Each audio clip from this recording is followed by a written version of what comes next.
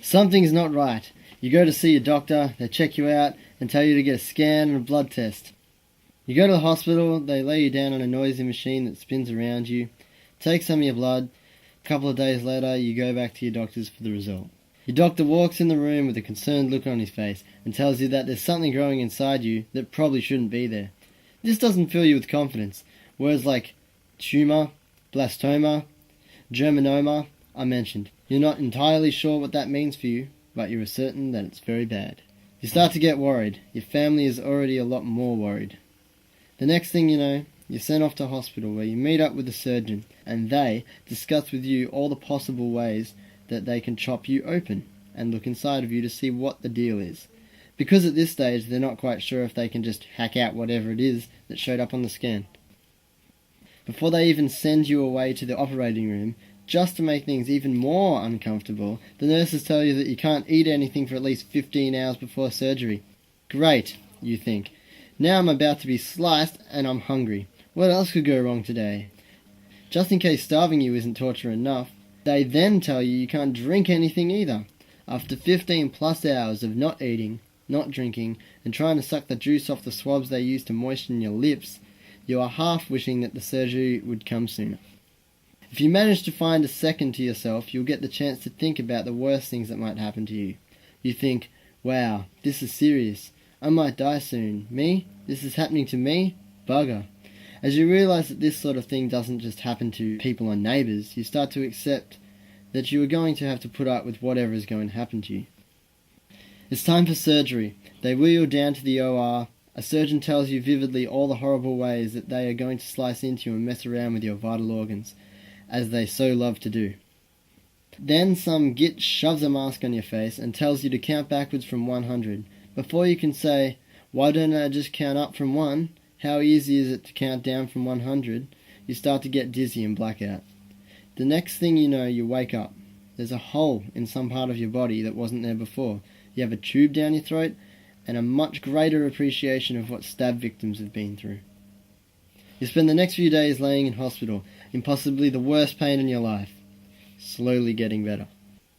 You can't get out of bed until you heal up enough from the surgery. This wouldn't be that much of a problem if it wasn't for the fact that your toilet is all the way down the hall. Luckily, there are all sorts of bottles and pans that you can slip under the sheets and have a cheeky wee.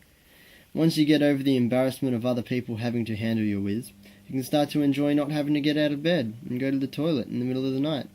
You can just call one of your nurses and they take it away for you.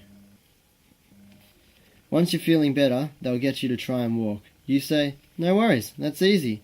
Then forget that because you've been in bed and not using your leg muscles for the last month. You can't walk and fall flat on your face. Something almost just as bad as the intense pain you get from surgery is the immense lack of appetite from the prison-grade hospital food. You tell the doctors that you're feeling all better, and the next thing you know, they're hooking you up to a drip hanging from a tall metal pole on wheels that will have to follow you around for the next 3 weeks. The nurses, dressed in rubber hazmat suits, attach bags of chemo to your drip. The nurses are afraid to get any on their skin. Fair enough, you think, until you remember that the same hazardous chemical is going straight into your bloodstream. So now you can move and walk again, but you have to drag this great big stupid stick on wheels with you everywhere. Now the chemo starts to make you feel sick. Great. Just as I was starting to get used to all this hospital crap, now I'm throwing up my powdered roast beef and mashed potatoes. At least it tastes better going out than it does going in. So, you say to your docs, the worst is over, right? No more shitty surprises, right? Wrong. Now your hair starts to fall out. After 3 weeks or so of this, finally your immune system has recovered enough that you can hang around with your mates without too much risk of catching any deadly germs off them. But before this can happen, you're dragged off to hospital again, where you have to start the whole chemo process over again, and have to wait another 3 or more weeks till you are safe to re-enter society. Unless, of course, your doctors want to keep you having more cycles of chemo for the next 6 months. You've finished the chemo. The cancer cells that were once in your body have now hopefully all died. Yay! Now that you think you're finally in the clear, the doctors send you over to the radiotherapy, where beams of radiation will nuke the whole area where the cancer used to be, just to be sure it's dead for good. So they strap you to another table with another machine that spins around you, But this time, instead of harmless magnetic rays, like the CAT scan, it's highly concentrated radioactive beams. The small amount of hair that you've grown back from chemo is most likely going to fall out again.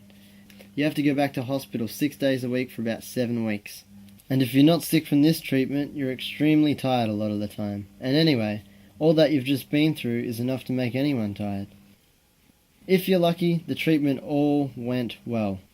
You've been through a lot, and when you go back to school, you hope your friends know that even though you've just had to fight the big C, you're still their old mate, and could do with a bit of help from them.